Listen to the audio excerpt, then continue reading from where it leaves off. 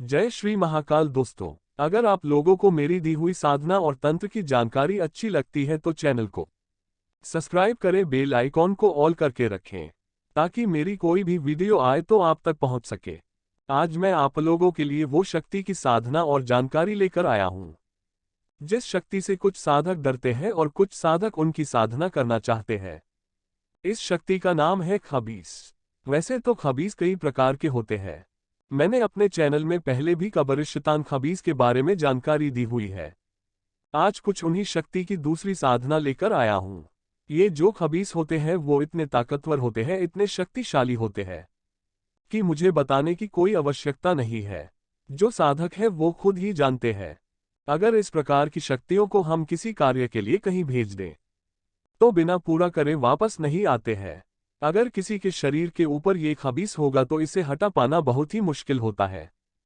छोटे मोटे तांत्रिक इस प्रकार की शक्तियों को हिला भी नहीं पाते हैं। खबीस को किसी के शरीर से हटा पाना ओझा गुनिया छोटे मोटे तांत्रिक कभी हटा ही नहीं सकते हैं। इन्हें संभालने के लिए कोई बड़ी शक्ति का होना बहुत ही जरूरी होता है। तो आज मैं इन्हीं शक्ति की साधना की जानकारी लेकर आया हूं। इस साधना आप किसी भी शनिवार या नौचंदी जुम्मेरात से शुरू कर सकते हैं।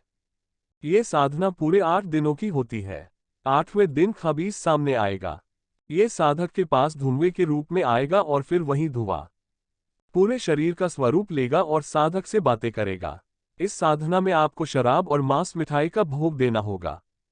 कुछ डरावने अनुभव भी होते हैं साधना के वक्त, तो आप लोग समझ जाए कि आपकी साधना सही चल रही है।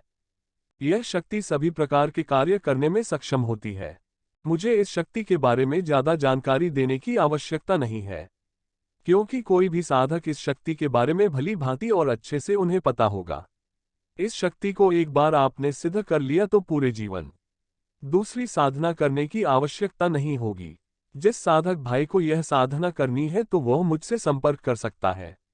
तंत्र की ऐसे ही कुछ जानकारी के लिए आप हमारे व्हाट्सएप ग्रुप पर ऐड हो सकते हैं। ऐसे ही साधना और तंत्र की जानकारी मैं आप लोगों के लिए लेकर लाता रहूंगा। जय श्री महाकाल दोस्तों।